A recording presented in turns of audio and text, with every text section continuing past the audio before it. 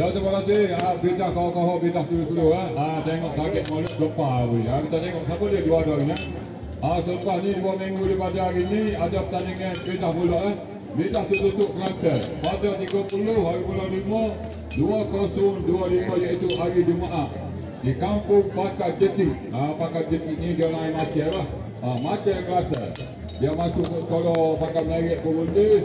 Kalau main ikut highway ni ikut penjara pun boleh. Ikut penjara pun boleh. Sama-sama kita kira hak mana ada dua kita tengok lagu mana gaya. Ini aja kami. Hak mana tak sepeda pun boleh. Daftar ni kau dia ada bawa anak kau tak sepeda. Ambil yang udah tua tu, ambil juga ini. Kami juga. Cuma bayar tu sekali dengan jam udah tua tu. Kita sikit pada dia ni nak minat pada. Kami pada itu pada ni.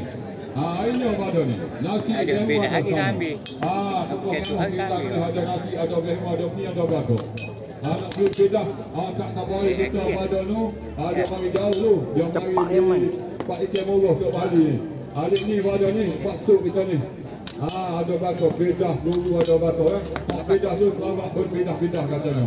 Bawa bini pergi galau ke tua menyambut semua. Ni baru jaga kita boleh jumpa ramai-ramai. Tak jauh, tak dekat, boleh jumpa belakang hari ni. Boleh jumpa belakang hari ni. Nampak berbeda-beda katanya. Mana baru sampai tu nak daftar masih boleh lagi daftar. Masuk program minggu tu, boleh daftar. Boleh daftar. Kita tengok siapa dia dua orang ya.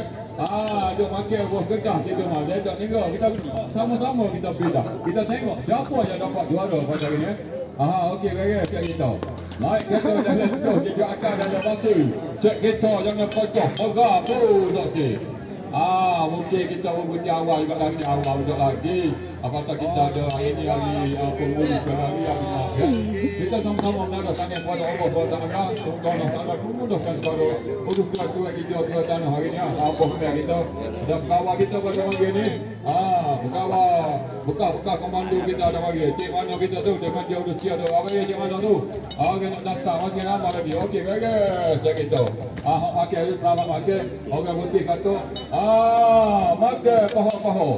Orang Melayu kata makan dulu-dulu. Bagus cik kita.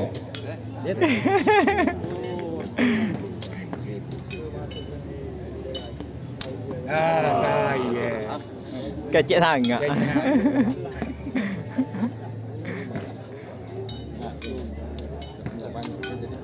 Untuk dem betul.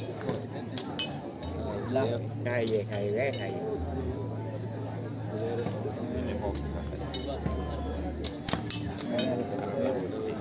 Lah. Biar. Apa dah? Tuai.